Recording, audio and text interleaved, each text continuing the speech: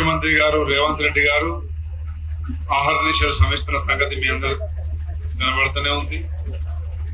ఇప్పటికే 5 హామీలు ప్రజలకు చేరే కార్యక్రమం జరిగిపోయింది. మహిళలకు ఉచిత ఆర్టీసీ బస్సు ప్రయాణం గాని, 10 లక్షల ఆరోగ్యశ్రీ బీమా పథకాన్ని గాని, అదేవిధంగా 500కే గ్యాస్ సిలిండర్ ఇవ్వడంలో, అదేవిధంగా 200 యూనిట్ల కరెంటు గృహాలకు ఉచితంగా కల్పించడంలో రాష్ట్ర ప్రభుత్వం విజయవంతమైంది. తర్వాత మొన్ననే నియోజకవర్గానికి 3500 ఇండ్లు, ఇందిరమ్మ ఇండ్లు, అదేవిధంగా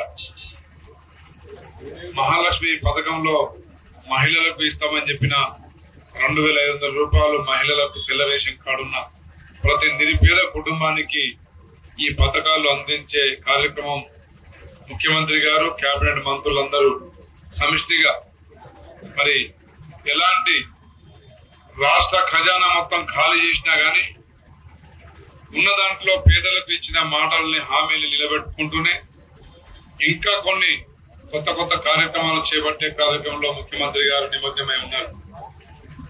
మరి రేపే రావచ్చు, ఎల్లుండి రావచ్చు, ఎన్నికలకు, పార్లమెంట్ ఎన్నికల కోడ్ రాబోతా ఉంది. అక్కడ మోడీ ప్రభుత్వం, ఇక్కడ రాష్ట్రంలో గతంలో కేసీఆర్ ప్రభుత్వం ప్రజల నడ్డి విరిచే విధంగా 7 లక్షల కోట్ల అప్పుల్ని తీసుకుపోయేసి మీద తినడాన్ని ప్రజలు భారం వేసిపోయారు.